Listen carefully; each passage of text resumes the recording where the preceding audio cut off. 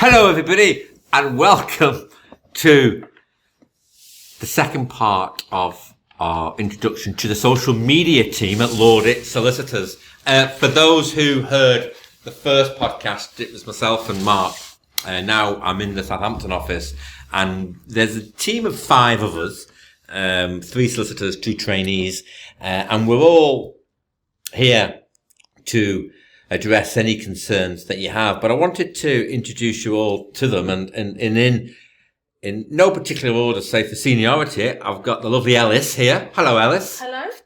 I've got Mark. You spoke yesterday, Michael, but hello, how are you? You got the same jumper on as yesterday, No, I haven't. I've got a different one on. I haven't opted for my multicoloured jumper as I did yesterday. Okay, long live Keith Chegwin. And I've got Fatima here. Hello, Fatima. Hello there. And Owen. Hi. Hi. Owen is our trainee, and Fatima's trainee qualifies in limbo, so practically qualified.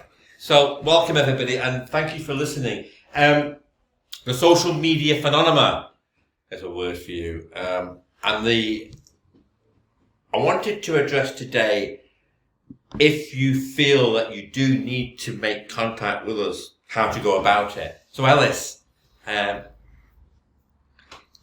you've got a problem, social media problem. Mm-hmm. You're worried about it. What are you going to do about it? First thing I would say is be clear as to what that problem is. Where is it based?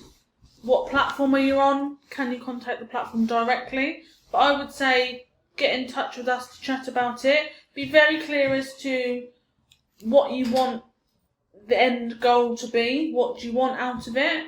And then we'll take it from there. What do you mean by platform? What are you going on about? So you said social media problem. Yeah. What social media platform are you on? Facebook, Instagram, LinkedIn, Twitter. So it's like a house, the home platform. Yeah. I get it. And so you've got so the defamation and harassment, Mark. Defamation online. Yeah, so as we discussed yesterday, when it comes to all these online attacks that certain victims have been subject to, they seem to be quite varied as to what has happened to them, whether there's a troll, someone they know, someone they don't know. And yeah, we tend to find that a lot of them come under the umbrella of defamation, or which harassment is considered as under that umbrella as well, malicious falsehood. And that's where it turns sour for some poor person or company. We keep saying person, but it could be a business who have got a page on one of the social media platforms, as Ellis has just said. So we discussed it yesterday, didn't we? That we thought part 2 would be really interesting to introduce some of our colleagues that have to speak to people on the phone or through email about certain things that they've been subject to online. In fact, you're on the cold face dealing with phones. I saw you on the phone today. Yes. Yes, I was. What type of scenarios are you seeing? So sorry to interrupt. Let's take the Facebook examples. Yes. What type of Facebook examples are you seeing? So, I mean, it can vary. It could be somebody's posted something on Facebook that specifically says my name, which obviously clearly identifies the person, or it could be, somebody's alluded to something about me or my company on Facebook. So, Saying what? What? Tesco's are rubbish. Affecting my group, the person who runs this group, unfortunately had an incident, was known to bully so and so. Or this person's done this, for instance. So serious allegations Yes. about. I mean, we've had nonsense making allegations of someone being a paedophile or pedo. Bullying into somebody else committing suicide. All sorts of awful things. So quite unpleasant stuff. Yes. Which causing tremendous amount of stress and anxiety for the individual. Yes. And a question I get asked is, do I have a case of defamation? Yeah. And one of the things I always like to tell people, when you ask the question, do I have a case of defamation? If you're trying to bring a claim for defamation, you've got 12 months from when the thing was said or written. And what I like to say, in regards to what's been said, you need to think, what's been said, what proof do I have of it? What's the chances of what kind of harm will come of it? Yeah.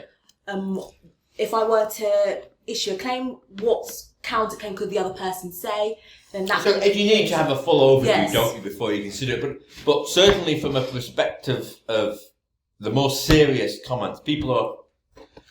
You've seen it, Owen, haven't you? In terms of the idea, people how they address each other, they can be quite rude, putting it mildly, but some of them can be quite obnoxious, can't they? Horrific comments. Yeah, and it's not even just the fact of it being on just one platform. Some are multifaceted and shared and screenshotted and posted on all forms of publications, which can really ruin someone's reputation or their companies. And I was always taught before the internet that in any form of litigation, you're only really as good as your documents, the evidence that you can rely upon. So, guys, from a perspective of if you feel that you've been the victim of harassment, you need to contact us with the correct documentation, I presume. Absolutely, yeah. If you don't have the evidence and you don't have the screenshots of the posts, copies of the comments that have been made, then there's nothing to prove that those instances happen. The internet is very fast paced, so things can disappear as quickly as they appeared. If you don't have the evidence in black and white, then it's she said, he said, your word against someone else. But I'm also conscious that all these social media companies, they all have the terms and conditions. They all have their acceptable policies that you need to follow.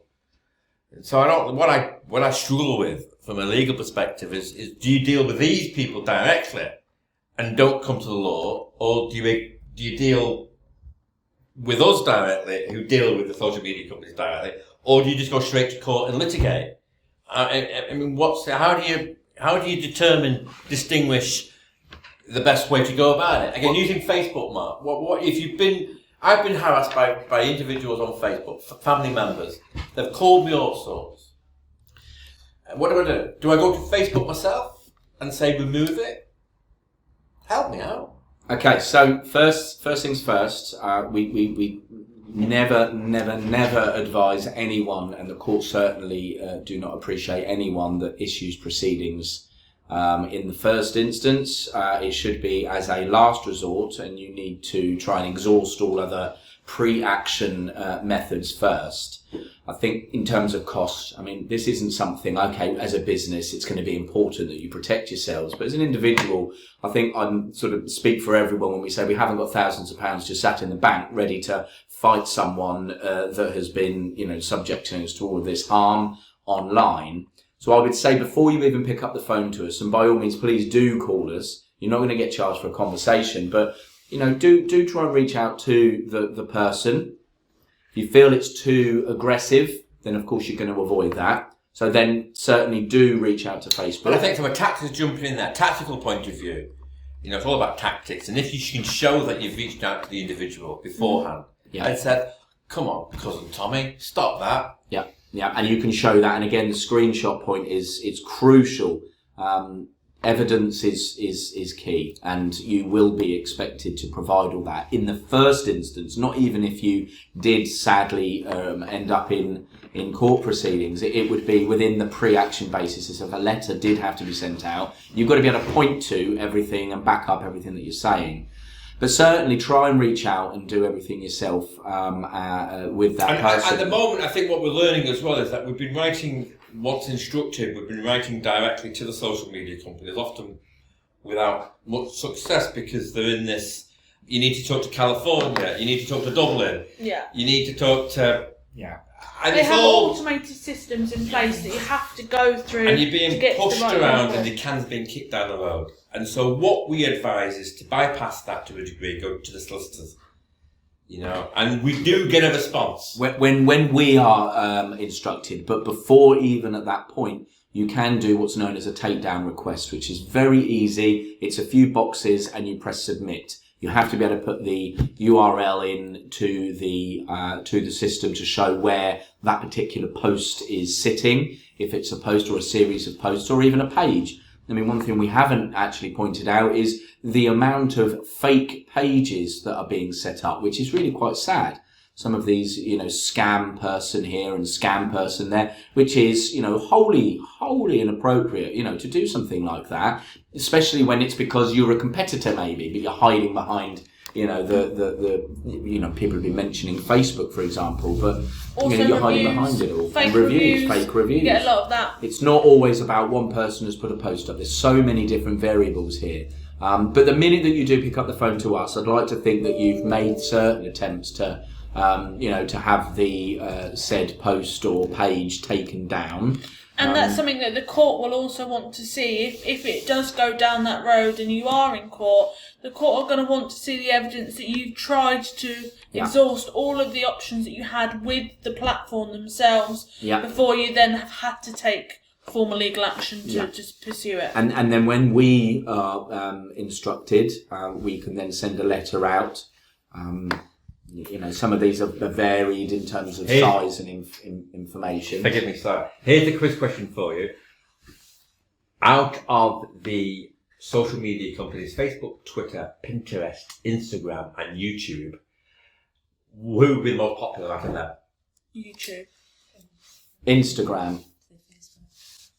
So, according to the Stat Counter, global stats, social media stats worldwide for October 2021, the results are as follows. Facebook is worldwide. I was right. Facebook, 72.27% of the world follows Facebook. Mm-hmm. Yes. Twitter, 8.7%. Pinterest, 8.3%. Instagram, 4.2%. YouTube, 4.2%. Wow. And Reddit, 0.81%. So Well, Facebook is so far higher in terms of popularity. 72. Even still. 72. Now that may be dwindling in the West. I think Facebook is flying in Africa and India, etc., etc. But it is quite staggering, isn't it? And that But the world lives on Facebook. It's become synonymous with lots of people's lives. I think part of it's just due to the share function. It's so easy to ping that thing across tons of different pages. That actually leads us very neatly, Owen, onto the other point that we haven't raised, and that's in terms of sharing. So when someone has they put a picture of someone and claimed that they are a scammer, or they're this or they're that, or it could be anything, and then they've I don't know, changed the picture up a little bit. Other people are then sharing that and they're thinking that they're innocent in that. Well, we're here to tell you that is not the case. You are not innocent just because you are pleading ignorance. Isn't that right, Owen? No. There you are. In terms of the UK, who's winning on the UK? So we did globally then. What about UK-wise? Instagram. Come on, Fatima, you're winning at the moment with Facebook. I'm sticking with Facebook. I'm going to stick with Facebook. So Facebook is number one with 54%. Twitter is 20%. Instagram is 10%. Pinterest is 7%. YouTube is 2%. And Reddit is 1%. Can I just ask you a question? Instagram is owned by Facebook as an interesting point to Yeah. make. Can I just ask you a question? Have you ever used, you keep calling it Pinterest. It's Pinterest. Just so you know, it's Pinterest. Like interest, but I pin. thought it just sold. I thought it was a beer website. No. What pint? Oh, Pinterest. Pinterest. Yeah. If you like beer, Yeah. you have There you go, you thought of an idea there. You've heard it here first, folks. Pinterest. See, I've never, this shows, Meg, and I know I've read it, I know I've Pinterest, but I've never used them. I love YouTube, I love Twitter, I don't do Facebook, and I don't do Instagram. That may be because I'm 55. Oh, you think there's an age demographic? I issue think they there? go through phases. I think Yes. Twitter was very, very popular in its infancy. It's now potentially because of reputations of people that are on it and the trolls and things like that. It's got a bit of a reputation itself that it's maybe not the most positive place. So people have moved on to things like Instagram and Facebook. I think they do go through waves. of My popularity. boy's 18 and he won't be seeing dad on Facebook. I think, is that the norm for kids now? They won't be seeing dad on Facebook? Well, we'll put it to the listeners. Would you do it, Owen? I mean, you're 22? 22. I hardly use it. I think my account's been the same for the past 4 years. We'll put it to the listeners, those that are listening. If you've got something to say on the what you use, what your children use, maybe we'd be interested to know. So do drop us an email at info@laudit.co.uk and let us know your thoughts. Once you then go to or going back to when if you're a recipient of this harassment or defamation, are we saying that the individual will exhaust their own attempts. It saves you money, obviously. Of course, unless they're not comfortable with it, then that's fair enough, and we completely understand. And then come to us with an email at the info@Lordit with a breakdown of what, and then someone will phone you back within that day. Mm-hmm. Have a discussion with one of the team here. You've met us all, Michael, Fatima, Owen, Phyllis, and Mark. One of us will be able to help you and steer you in the right direction, even if that means helping you out with the right email address to speak to the right person, perhaps, or we may then have to consider a fee. Yeah. And the fees generally we're saying around £500 for a There's usually about 3 to 5 hours work to put a detailed letter of claim in. I mean, obviously every letter is different and it's unique depending on the circumstances, but 3 to 5 hours at a reduced rate like that. I mean, it's a lot of money, but it's a lot less than what it could be. And does that include dealing with responses or dealing with another? I mean, what am I going to get for that? What you're going to get is, out of those 3 to 5 hours, which is, we tend to do it as a fixed fee. So although we say 3 to 5 hours, it's a fixed fee of £500. Of course, once we've sent this letter out, if we get a response, we are going to review that response briefly and speak to you on the phone as part of that fee. It will then be, at that point, depending on the content of the response, that we can then assess costs and advise you accordingly. It's getting that plan of action together, isn't it? You get the response, you see what information you've given, you put that plan of action together and you allocate the costs for those actions that you may or may not want to go ahead with. Okay.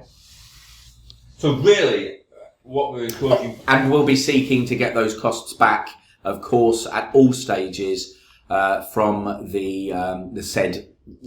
poster. Now, over the months and years as well, we've had a lot of inquiries about legal aid. We don't offer legal aid. We do offer pro bono services, but they're on a case-by-case basis.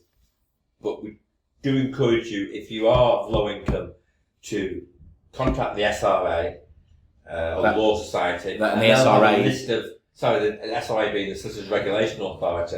And they'll have a list of legal aid firms that may be able to assist you. We're not on the panel, we're not franchised, so...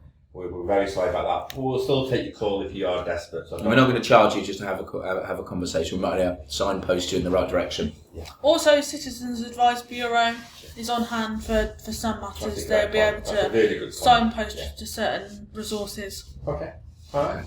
Now we're going to keep doing a lot of these podcasts on this nature, this area of law, because there are some very specific points in terms of defences and the reason why someone may be behaving in such a manner that seems on the face of it is unreasonable. So do stay tuned in. We'll keep putting some very interesting podcasts together, and hopefully we can answer some of your questions to save you having to call us. Nice little cliffhanger there. There you are. Perfect. Well, thank you everyone for listening. It's been a pleasure to speak to you. And again, that email address is info@laudit.co.uk. Phone number 02380 235 979. It's been a pleasure, everyone. Thank you. Thank you so much. Take care. Bye. Take care. Bye. Thank you.